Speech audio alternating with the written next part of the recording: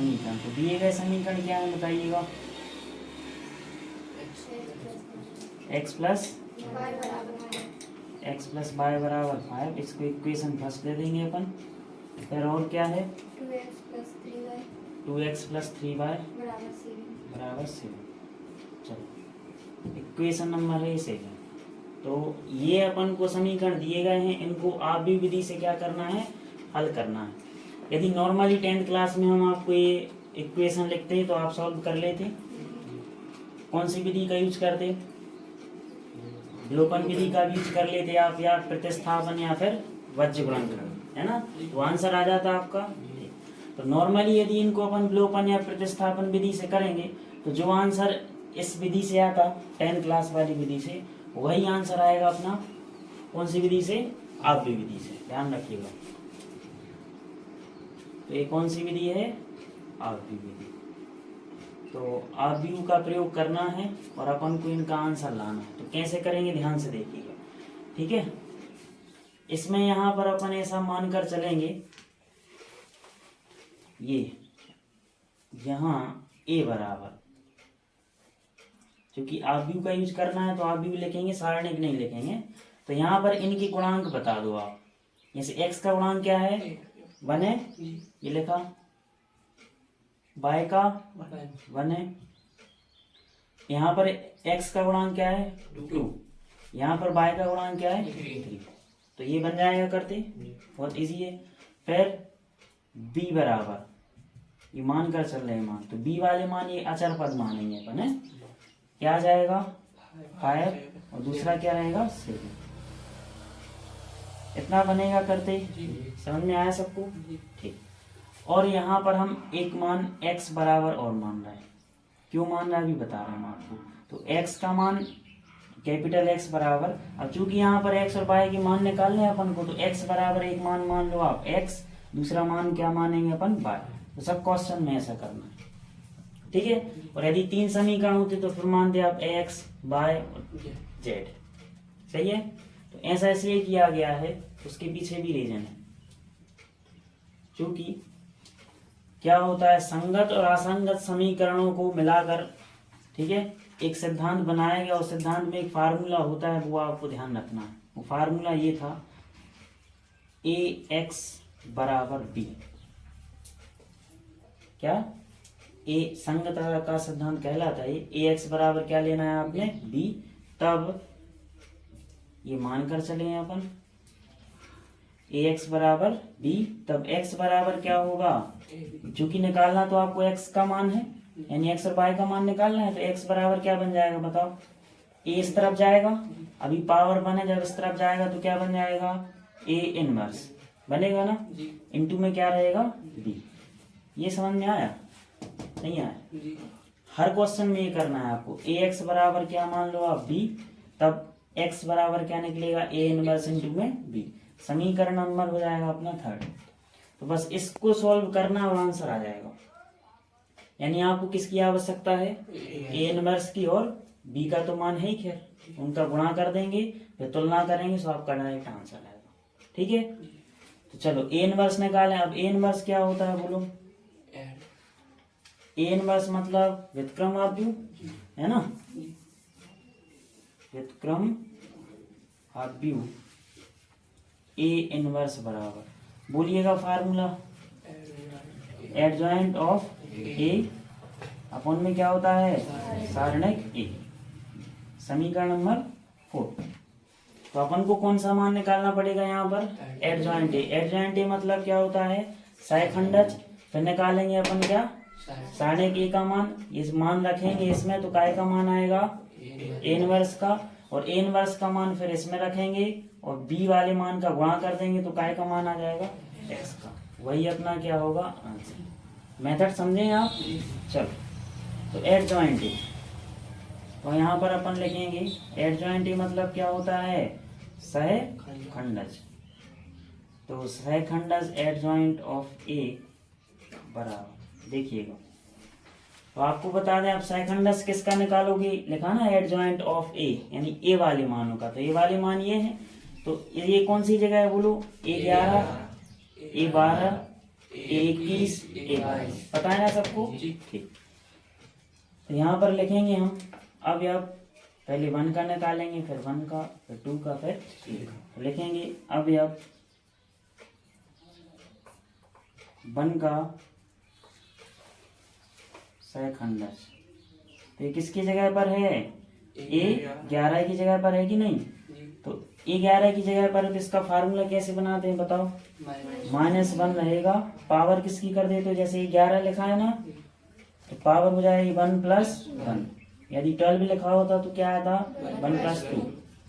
अब यहाँ पर इनटू में क्या रहता है? उपसारणक। तो इसका उपसारणक क्या होगा बताइएगा?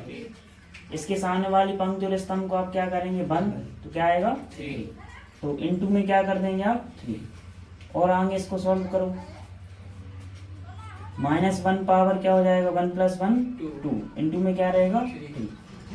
और सॉल्व करो इसको। -1 पर 2 की पावर तो +1 आएगा, इनटू में 3।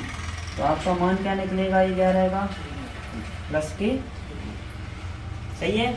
अब इसके बाद इसका निकला है, अब किसका निकालेंगे? इस A12 की जगह पर लिखेंगे अब आप 1 का सहखंडज ना। तो अब आप 1 का सहखंडज क्या हो जाएगा? इस वाले 1 का निकाल रहे हो आप, तो किसकी जगह पर है ये? A12 की जगह पर। तो फार्मूला क्या बनेगा इसका? -1 पावर क्या हो जाएगा? 1 + 2, और इनटू में क्या लिखते हैं इसका? उपसारणक। तो इस 1 का उपसारणक क्या होगा? इसके सामने वाली पंक्ति ये है और सामने वाला स्तंभ ये है, तो इनको जब अपन बंद करेंगे तो क्या दिख रहा है आपको? 2 अकेला दिख रहा है ना। इसका उपसारणक क्या होगा? 2। तो A12 बराबर -1 पावर क्या हो जाएगा? 3 इनटू में 2। तो -1 पावर यदि 3 है तो -1 आएगा, इनटू में 2 इक्वल टू में क्या आ जाएगा? -2। सही है। क्लियर? चलो ये दोनों होगा। अब किसका निकालोगे आप? अब आप 2 का, है ना। चलो लिखेंगे अब आप 2 का सहखंडज। तो अब आप 2 का सहखंडज ये किसकी जगह पर है? A21 की जगह पर है। तो A21 बराबर -1 पावर क्या हो जाएगा? 2 + 1, और इनटू में क्या आएगा इसका? उपसारणक। तो इसका उपसारणक क्या होगा? इसके सामने वाली पंक्ति ये है और सामने वाला स्तंभ ये है, इसको बंद करेंगे तो क्या बच रहा है आपका? 1। तो इनटू में क्या आएगा यहाँ पर? 1। तो A21 बराबर जब इसको सॉल्व करेंगे तो -1 पावर 3 हो जाएगा, इनटू में 1। और सॉल्व करेंगे तो विषम की पावर है ना, तो -1 × 1। तो A21 का मान क्या आएगा? -1। हो गया। अब कौन बचा है? अब 3 लिखेंगे। अब 3 का सहखंडज। तो अब 3 का सहखंडज यानी ये किसकी जगह पर है बताइए? A22 की जगह पर है ना।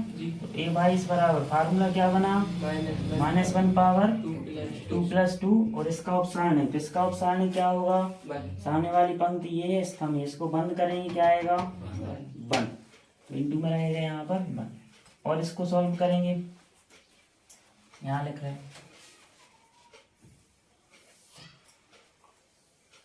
चलो तो A22 बराबर -1 पावर क्या हो जाएगा?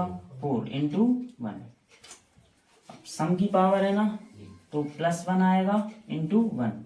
और सॉल्व करेंगे तो A22 बराबर कितना आया? 1 आ गया। चल सब मान निकल आया। तो इन सभी अवयवों के क्या निकाल लिए अपन ने? सहखंडज। अब लगा देंगे सहखंडज का फार्मूला, लगाएंगे ना। यानी कि तब एडजॉइंट ऑफ A बराबर, फार्मूला क्या होता है? आप भी लिखेंगे मैट्रिक्स। यहाँ पर क्या आता है? 11, यहाँ पर देखो यहाँ पर क्या था? 11 12 21 22, लेकिन यहाँ पर उल्टा हो जाएगा, पंक्ति किसमें बदल जाएंगी? स्तंभ में।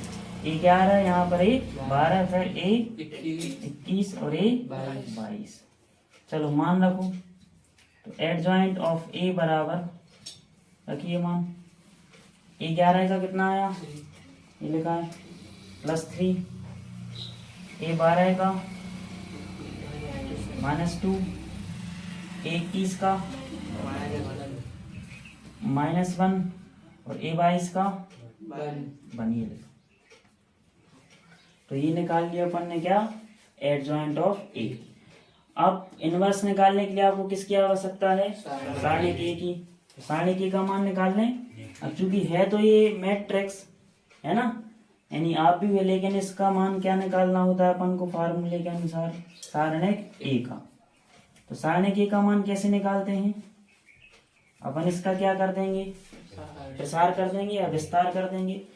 तो पता है आपको +1 के सापेक्ष कैसे होगा, इसके सामने वाली पंक्ति और स्तंभ को करेंगे, यहाँ सारणिक रहता है ना, तो इसका सारणिक क्या हो गया 3। फिर क्या है यहाँ पर, ये प्लस में होता है और ये -1 के सापेक्ष करोगे तो अब क्या आएगा यहाँ पर, इसके सामने वाली पंक्ति ये है और सामने वाला स्तंभ ये, कितना बचेगा +2। इसको सॉल्व करिए, तो सारणिक ए बराबर 3 - 2 = में कितना आया 1, सही है। तो सारणिक ए का मान अपना कितना आ गया 1, कोई दिक्कत। चल, तो अपन को जब इनवर्स निकालना था व्युत्क्रम मापदूत, तो एडजॉइंट ए की आवश्यकता थी, ये आ गया, सारणिक ए की आवश्यकता थी, तो ये आ गया। अब ये सभी मान कहाँ रखोगे आप, इक्वेशन नंबर 4 में रखेंगे कि नहीं। तो समीकरण 4 में मान रखने पर, समीकरण 4 में मान रखिए। तो समीकरण 4 कैसे बनेगा, ए इनवर्स बराबर adjoint of A. Adjoint of A का मान कितना है 3 -2 -1 और 1, और अपन में क्या है यहाँ पर सारणिक ए। तो सारणिक ए का मान कितना है 1, तो वो लिखने का कोई मतलब है नहीं। तो ये अपना कौन सा मान निकला है, ए इनवर्स का, ठीक है, इक्वेशन नंबर 5। तो ए इनवर्स का मान ये निकल आया, ये चाहिए था अपन को, है ना। इनटू में क्या चाहिए बी, तो बी का तो मान है, बस इन दोनों का अपन गुणा कर देंगे, सो काय का मान आ जाएगा एक्स का, वही अपना क्या होगा आंसर। ये सभी मान कहाँ रखें अब हम, समीकरण 3 में रखेंगे कि नहीं। समीकरण 3 में मान रखने पर, समीकरण 3 में मान रखो आप, तो क्या आएगा, देखो ये समीकरण 3 क्या है, x बराबर कैपिटल X बराबर क्या लिखा है ए इनवर्स। तो ए इनवर्स का मान कितना है, ये लिखा, ये कितना 3 -2 -1 1, ठीक है। और b का मान कितना है, ये लिखा, कितना 5 और 7, ये आया। अब इनका आपस में क्या करना है आपको गुणा। अब चूंकि यहाँ पर x का भी मान रख सकते हो आप, x का मान कितना माने थे आप, रख दें कितना x और y।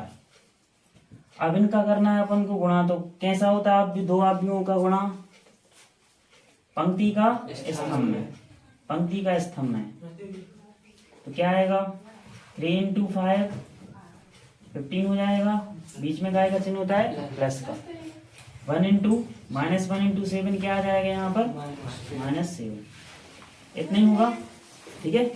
अब दूसरी पंक्ति का होगा पहले स्तंभ में, होगा कि नहीं, -10 और माइनस में क्या आ जाएगा, सॉरी प्लस आएगा, प्लस के क्या आएंगे, ये समझ में आया। पंक्ति का इस स्तंभ में किया तो 15 ये हो गए, बीच में प्लस का चिन्ह आता है, लेकिन प्लस माइनस का 1 × 7 दिया, सही है। अब इस पंक्ति का इस स्तंभ में हुआ, सो -10 + 7, सही है। तो x y बराबर 15 में 7 जाएंगे तो कितना बचेगा, 8 बचेंगे, और ये कितने हो जाएंगे -3। दोनों पक्षों की क्या करेंगे आप, तुलना कर लेंगे। जब इनकी आप तुलना करेंगे तो आप भी से आप भी कैंसिल हो जाएगा। x बराबर क्या आएगा अपना, जस्ट सामने क्या दिख रहा है आपको 8, और y बराबर क्या दिख रहा है आपको -3। तो ये दोनों अपने क्या हैं आंसर। यदि आप इनको लोपन या प्रतिस्थापन विधि से हल करेंगे ना तो यही आएंगे आंसर। ठीक है, तो समझ में आया सबको। सब क्वेश्चन में एक ही मेथड चल रही है, ये वाला फार्मूला याद रखो, खत्म।